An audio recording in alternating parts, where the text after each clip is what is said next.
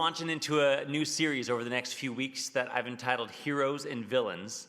And we're going to look at a number of stories in the Old Testament, and both heroes and villains and the lessons that we can learn from their lives. So hopefully some of these stories you know very well, and they'll be great reminders, like when we get to the prophet Nathan. There may be some stories of characters that you don't know as well. I'm not sure how familiar you are with Barzillai's life, but he is an amazing character, and I'm looking forward to each of these as we get into them. So my question for you tonight to start off with is, can you remember a time when you were really afraid? Perhaps you were a soldier and it was during a training, or you were actually in battle and you thought, this may not end well for me. Perhaps you're a lady and those first pangs, those squeezings started, and your first child, you realized this is actually going to happen.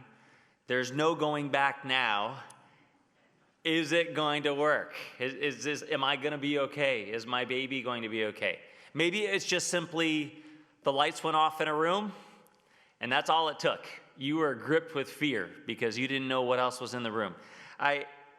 There's a theory that's out there when we're afraid, right? And the theory is of flight or fright, right? You've heard this before? So the idea is if you're afraid and your response is flight, then you're going to run away. But if your response to fear is fight, then you instinctively put up your dukes and you're ready to take out whoever else is in the room. You start swinging whether you can see them or not. I think there may actually be a third. There's a third response, at least that I've seen in my life. Does anyone know what that one is? Starts with an F as well. Freeze. Okay, exactly. There's a number of people. They'll remain nameless because some of them are in this room. But if they get scared, it's just, I don't know what to do, so I'm not going to do anything, and maybe, the bear won't notice me. Well, in our story tonight, we're actually going to see all three of these. We will see someone freeze, we're going to see people fight, and we will see flight. All right? So, I'd invite you to turn in your Bibles to Judges chapter 4. Judges chapter 4. And the hero that we're going to focus on tonight, her story, her name is Deborah. Judges chapter 4, and we're going to begin with verse 1. If you're using one of our church Bibles, you'll find it on page 142. As you're turning there, I want to give you just a little bit of a backstory so we understand what's happening as we jump into Judges 4. In the book of Joshua, we have a great military leader, and he helped the Israelites. He led them into this new land, and he helped them conquer this new land, helped them settle. The various tribes scattered across the land, right? And they claimed their new homes. And in Joshua chapter 24, at the end of that book, those new residents, those new tribes, they promised that they would follow God, that they would obey his commands, that they would teach their children God's law. Unfortunately, the book of Judges is a very, very sad sequel to the book of Joshua. And in fact, those Israelites did not teach their children God's ways. They did not teach their children God's expectations. And so, in the book of Judges, we start to see events there's a spiral where it spirals out of control, and they call it the cycle of Judges. This is the spiral. If you start over on the top right corner, Israel turned away from God and they would reject God. God would then bring a nation or nations to oppress them. And this, it was bad. This was slavery. They were taxing them. And after a time, Israel would then plead for help. Say, God, can you please help us? We can't handle this. And so then God would raise up a deliverer. And in the book of Judges, these deliverers, they're called judges, all right? And so there's actually 12 different judges as you go through the book. If you include Eli and Samuel at the end, the number climbs to 14. And these judges, they were spiritual, they were political, they were judicial, and often they were military leaders. So when we hear the reason I'm saying this is when we hear the book Judges, my early thought on this was, well, someone who sat in a courtroom and they had the gavel and they made, and The judges did some of that, but they were far more than that. They were leaders. They were seen as leaders, all right? And so, in that context, in the context of this spiral, of this circle, we're going to see this spiral even in the first 3 verses of this chapter, okay? So let's read Judges chapter 4, verses 1 to 10. When Ehud was dead, the children of Israel again did evil in the sight of the Lord. So Ehud was the previous judge. He died, and now the spiral starts again. So verse 2, so the Lord sold them into the hand of Jabin, king of Canaan, who reigned in Hazor. The commander of his army was Sisera, who dwelt in Harosheth Hagoyim. And the children of Israel cried out to the Lord, for Jabin had 900 chariots of iron, and for 20 years he had harshly oppressed the children of Israel. Now Deborah, a prophetess, the wife of Lapidoth, was judging Israel at that time. There's a lot in verse 4. We'll come back to that. And she would sit under the palm tree of Deborah. I just think that's great. How convenient that there was a palm tree that had her name. She could choose that, and she could sit under it, right? That's not what happened. She would sit under the palm tree of Deborah between Ramah and Bethel in the mountains of Ephraim. And the children of Israel came up to her for judgment. Then she sent and called for Barak, the son of Abinoam from Kadesh in Naphtali, and said to him, Has not the Lord God of Israel commanded, go and deploy troops at Mount Tabor. Take with you 10,000 men of the sons of Naphtali and of the sons of Zebulun, and against you I will deploy Sisera, the commander of Jabin's army.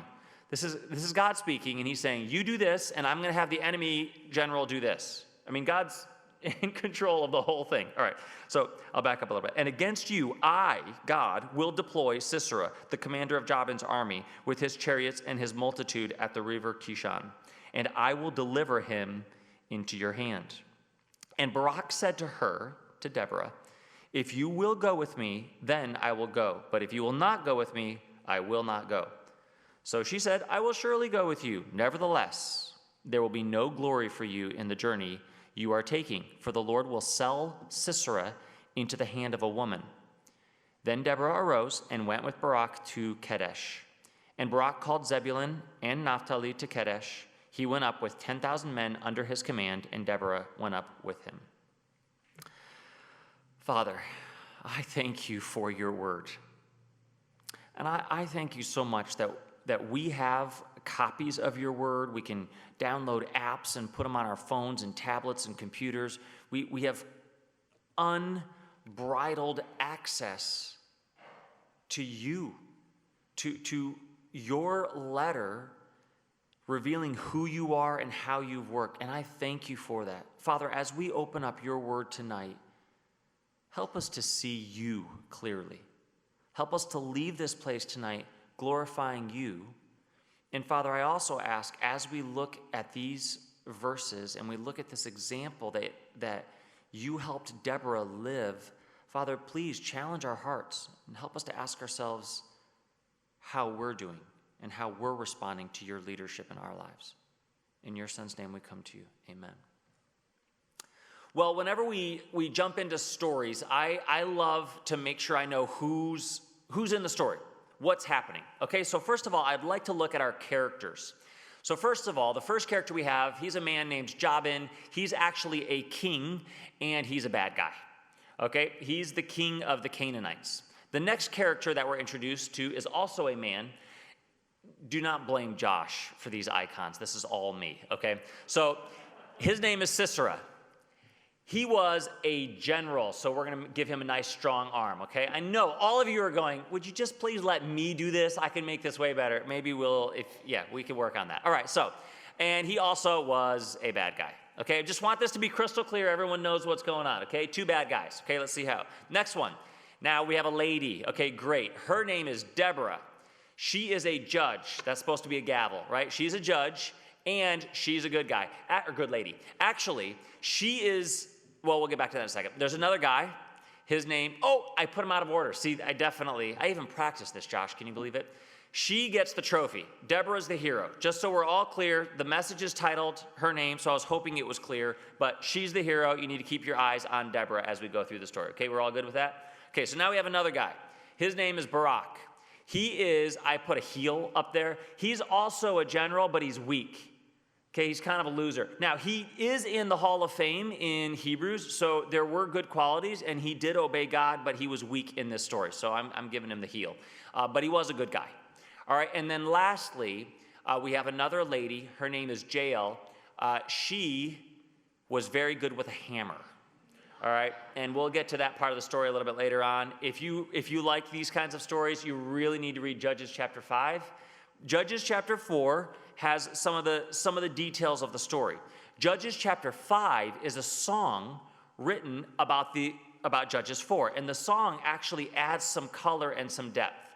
The way that Jael used, she is a good, you read the story and you go, is this right? But she's praised for her actions. She's very effective with a hammer and a tent peg. And Judges 5 leaves nothing to the imagination of exactly what she did with that hammer and that tent peg to Sisera's noggin. Okay? So these are the characters, all right? We've got 5 characters. Deborah, we need to have our focus on Deborah as we go. Okay? So what happens? Well, we've got this battle, and I know, how many of you have been to the land of Israel? Okay, great. A number of us have. Okay, so when you're thinking about the land of Israel, a lot of times I picture the battles on plains and that kind of thing. So where David and Goliath and that kind of stuff. This is not down in the southern plains. This battle actually takes place up in the northern part of the kingdom. So you can see on the right there the Sea of Galilee, and then you can see Mount Carmel over on the Mediterranean Sea. So, and you can see the 2 top tribes there, Naphtali and Zebulun. Those were the tribes that were involved in the battle. And if you can see in between the Sea of Galilee and Mount Carmel, there's a mountain called Mount Tabor.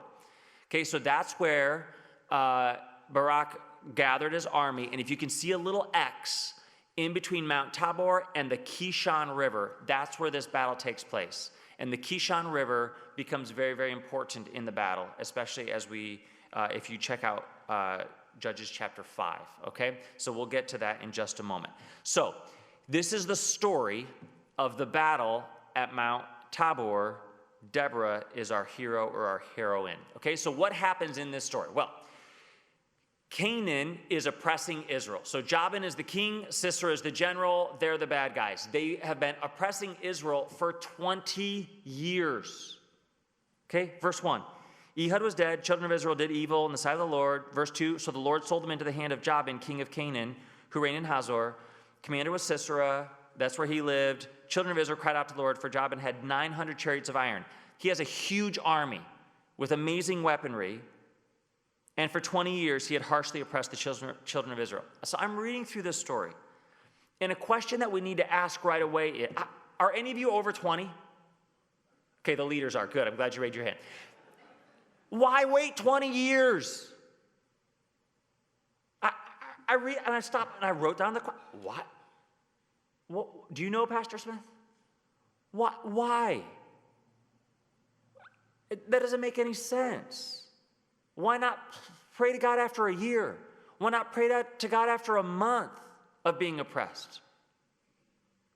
But as I reflect, this happened over and over again. And if we pause and think about it, I started realizing, you know what? There's times that we allow sin in our lives, and we are like, well, it's not that big of a deal. It's not that big. And we kind of just rationalize it, and it starts to add up over time. And you know the consequences of those sins? We may not even be realizing how much those sins are robbing us of joy. They're robbing us of peace in relationships. They're robbing us of freedom. 20 years Israel allowed this to go on. All right, well, so they cry out to God and they say, God, will you please help? So God intervenes. God speaks to Deborah. And Deborah then relays the message to Barak. Barak does what Deborah says, and he gathers 10,000 volunteers. And those volunteers go tromping into battle. Now, quick notes about this. Deborah, when God told her to speak up, and he said, all right, here's the message. What did Deborah do? She responded and obeyed. Her response was the fight. All right, let's go. Barak's response was what? Freeze. Barak said, I'm not going anywhere. Oh, if you come with me, then I'll go. But I'm not going into that dark room. And it's hard to blame Barak because the Canaanite army was stronger. They had better weapons, okay? A comparison would be something like, we've got an army that has blow darts and slingshots, and then we have another army that has drones, long-range missiles, and Apache helicopters. And the guys with blow darts and pitchforks and slingshots, they're like, let's do it. No, so I get it with Barak, but we have two examples already. Deborah says, God says this, then let's go. Barak says, I'm not ready. All right, well, Sisera responds, he gets all his chariots, and now there's this big battle. Amazingly, if you read farther on in Judges chapter 5 verses 20 to 22 tells us that God brought a huge storm. Just rained like crazy. The Kishon River flooded. And if you've got a river that's flooding and turning everything into mud, big, heavy, iron chariots are worthless. All right? And so God just said, I'm going to do this. I'm going to work this out. And he did. And they routed the Canaanite army. And they all started fleeing. So Sisera starts running away. We have another example. Flight. He's in trouble. He's running for his life. Well, what happens when he runs for his life? He runs into a lady named Jael. Okay, now, we stopped at verse 10, verses 11 and down. They give us a little bit more backstory of this. Jael is married to a man named Heber. Heber actually aligned himself with the Canaanites. So when Sisera found Jael, he was like, oh, she's with us. I should be safe. And indeed, that would have been a logical assumption, except she didn't agree with her husband. Okay? So Heber had said, I'm going to be with the Canaanites. She saw him come. She saw Sisera came, and she said, sure, come on in. Now, I couldn't find an icon for a tent. I'm really sorry. So it's a house, but it's really a tent. She says, come into the tent, and she hid him under a rug in the tent. He says, I'm thirsty. Can you give me something to drink? She says, sure. She gives him some milk. It's probably yogurt, but you get the idea. All right? He's tired from running. He's in this dark tent. He's under the rug and falls asleep. So then she goes to work. She gets out a tent peg and a hammer. Now, so we understand culturally, in that culture, she would have been responsible for setting up the tents as they moved around. She's a strong lady, and she knows how to drive a tent peg into hard ground. Because if you think about this actual story, when I read this as a teenager, I went, wow, if she missed on the first swing, she was in trouble. This is something you better get right. Okay, this isn't a grenade, all right, that kind of cleans up after it's, no, this is, you have one shot. And with me, I would have hit my hand, you know what I'm saying? But no, she hit it right, and she took care of it. Tent peg went right through his temple. Sisera was done. All right, so I'd like to look at the story from Deborah's perspective. Oh, just one other interesting note. As we read, I think you noticed this verse. It says, Deborah tells Barak, you're not going to get the glory for this. A woman is going to get the glory, right? And as you're reading the story, you think, well, it's Deborah, because Deborah's the judge. It wasn't Deborah. God gave the glory to Jael, because Jael is the one that killed the enemy king. And Barak met her, found out she's the one that did it, and her name is preserved in the song in Judges chapter 5 for all of eternity as the hero who was brave enough to intervene. But Deborah, what were Deborah's roles? Well, look at verse 4 with me, if you will. Deborah, first of all, was a prophetess. That is interesting, isn't it? Being a prophetess, this is not unique, meaning she's not the only woman who was a prophet. Miriam, Moses' sister, was also a prophet. Huldah was a prophet. Isaiah's wife was also called a prophetess. There's a lady named Noadiah in Nehemiah who's a false prophet, and then Anna in Luke chapter 2 is also a prophet. So it's not unique, but it is unusual. Most of the prophets were men. What this means is, it means that she was God's spokesperson to Israel. And we can see it in this passage. God had a message for Barak. He spoke to Deborah, and she faithfully delivered that message. The only other judge, interestingly enough, that was also a prophet is Samuel. And it's also likely she was a prophetess before she was a judge because it's listed first. And so people were hearing her as God's voice. They realized that he was speaking through her, and she was respected and she was trusted. Well, what does it say after that? It says, Deborah, a prophetess, the wife of Lapidoth. So first of all, her role was a prophetess. Next, we're told she was a wife. If you read on in Judges chapter 5, she's also called the mother of Israel. That is, I believe, is a title speaking to her leadership role as a judge. However, one commentator said, it is most likely, not only was she a wife, it is very, very likely she also was an actual mother, that she had children. The reason that I'm bringing this up is this. It points to the fact that she was fulfilling acceptable and traditional roles in society. Here's a woman who God called to be his spokesperson to the nation at that time, and she was willing to fill that role. She was also a wife. There is no indication in this passage anywhere that she was violating or usurping any kind of authority. She was accepted. She was sought out as a judge. She was respected.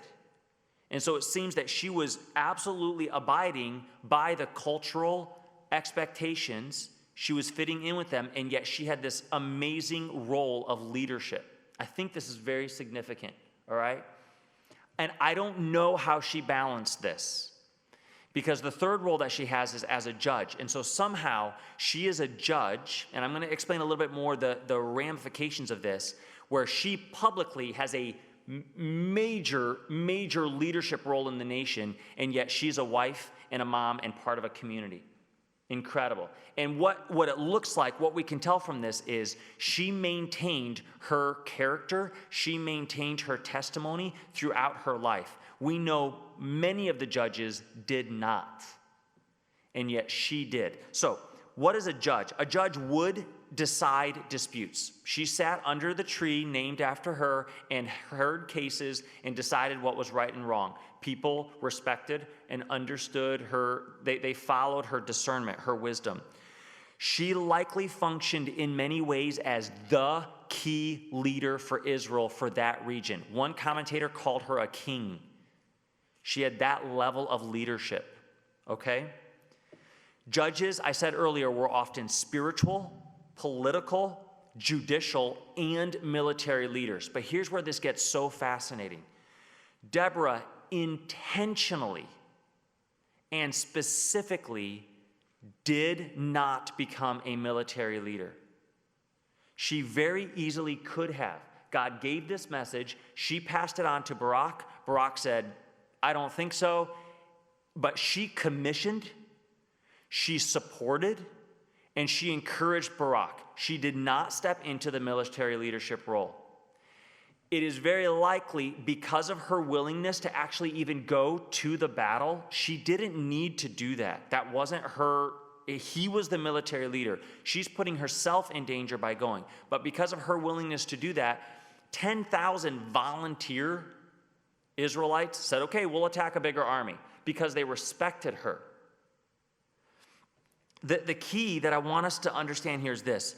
As I'm learning more about Deborah, I'm realizing she has an amazing level of maturity and discernment in understanding the roles that God gave her and the roles he did not. She could have said, you know what? I am a judge. I am leading Israel. I don't need my husband. She could have said, people in this nation follow me more than anybody else. I don't need Barak. She could have usurped her authority. She did not. She understood, God has called me to be a prophetess. I will be his voice. God has called me to be a judge. I will serve in this role. I will be a wife. And perhaps she was a mother. She served faithfully in the roles that God gave her. And that's the key that I want us to hang on to tonight. So, here's two observations from her life. First of all, she was obedient to God. She spoke on his behalf. This took humility. If you've read the stories of Ezekiel, the stories of Jeremiah, even Isaiah. Some of the messages, there was times Jeremiah was told to give a prophecy. They threw him in a pit of mud. These men had to tie themselves up so they couldn't roll over. They had to eat weird stuff. They had to wear weird clothes, sometimes even just being exposed to the sun. It was just, their lives were hard. And she was obedient. She was humble. She was willing to be used by God. She was sensitive to him and to his voice. And she served faithfully in multiple different roles. There's no indication at all that she strayed away from God like Gideon did, like Samson did, like Eli did, like Jephthah did. She stayed true to God. And as believers, it actually is pretty simple. We're told to do two things. And Deborah did both of these things flawlessly from what we can tell. We need to listen to God, and we need to obey him. Those are the two things that we're told to do. We need to listen, and we need to follow. And we can see it in her life. She listened to God, and she simply obeyed. The other observation that I had made from her life was that she was courageous in crisis. In this moment, God said, here's what I want to do. I'm finding it's easy sometimes to not speak up. Sometimes we know what the right thing to do or to say is, but we don't say it. She was courageous. She spoke up. She said what needed to be said. She engaged in the fight, and she put herself at risk. So I'd like to ask us to think about one takeaway from her life. And if you have a pen, if you have a piece of paper, I'd like for you to take a few seconds, and I'd like for you to do a quick brainstorm. I'd like all of you to try this, okay? And that is, answer this question: what role or roles do you currently have? And I'm going to give you some suggestions. You may be a spouse. That's a role that you're playing. You may be a parent. That's another role. You may be a child. You may be all three. You also may be a sibling. All four of those may be true. All right? All four of those are true for me right now. You may be a neighbor. You may be a friend. You may be a student. You may be a teacher. You may be a church member. Perhaps you're a deacon. Perhaps you're a greeter at our church. You may be a nursery volunteer. You might be a Sunday school class member. You might be a Sunday school class teacher. You may be a choir member, orchestra member. We play a lot of roles, don't we? Perhaps you're an employer. Maybe you're an employee. In just a few seconds, you could probably get to 10, 12 different roles. And what I'd like you to do is I'd like you to take that list, and then I'd like you to choose one. I'd like you to choose one role. One role, it's hard to do. One role to focus on for the next few moments, okay? So pick one that you just listed. And here's my question for you, for me, about that role. Am I committed to God's glory in this role? If we consider Deborah, being a prophetess was a role that God gave her. I'm quite certain, as a 6-year-old, 8-year-old little girl, she didn't go to God and say, God, I've decided I'm going to be your prophet. That's a role that God says, Isaiah, I want you to go do this. Jonah, I want you to go do that. Deborah, I want you to say this. And sometimes the prophets tried to say no, didn't they? With comical results. Deborah obeyed. She was obedient and she was faithful.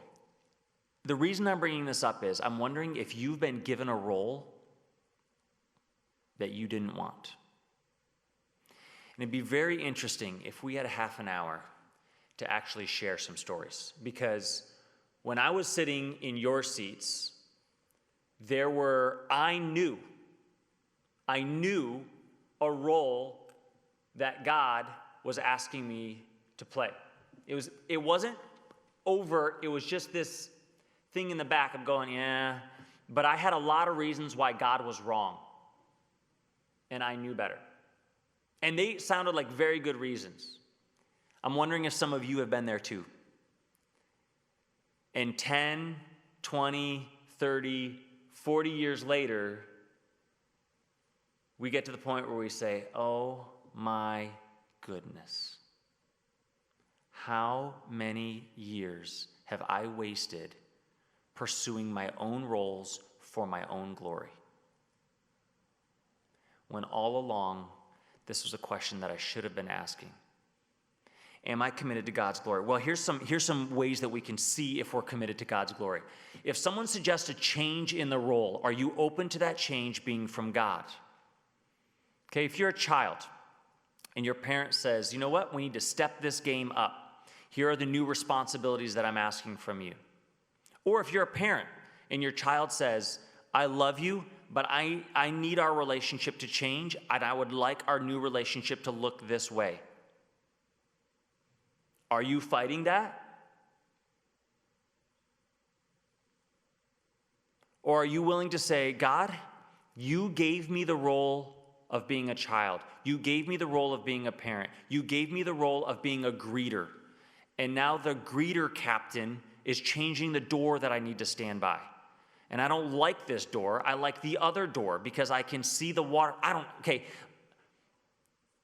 Is the role changing? Is a role changing in your life right now and you're fighting it? And my question is God asking you to be willing to change the role? Are you more concerned with God's glory, with what he's asking you to do, or are you committed to that role? If someone else were to get all the credit for something you did in that role, would it be all right? This is a huge question for me when we're doing these service things. If you're serving in the nursery and no one ever thanks you, is that fine? If you're serving as a Sunday school teacher and no one ever says, you are so helpful, I'm so glad I'm in your class, is that fine? That's a question asking about where the rewards are. Why are we serving in these roles? Are we serving in the roles for our own glory, for our own kickback, for our own good, or are we committed to God's glory? Deborah is a hero, and from what I can see from her life, she was fully committed to God's glory. She was willing for him to get the credit. She was going to obey him faithfully for her life in the roles that he gave her, not necessarily the roles that she wanted. It's amazing. So, next week, if God allows, we will keep going on our heroes and villains. We're going to look at Jonathan's armor bearer out of 1 Samuel 14. An absolutely amazing story. There's a word in this story. The word is perhaps. If you look that up, it means maybe. It is a great word, and we're going to look at why that word is so important in 1 Samuel chapter 14, if God allows. If he waits for his return for another week, then we'll be here, and we'll do that, okay? Let's pray and ask God to help us be more willing to listen to his roles for us. Father, I thank you for Deborah, and I thank you for her example. It's convicting to me. She was so obedient and humble, and yet such a strong leader.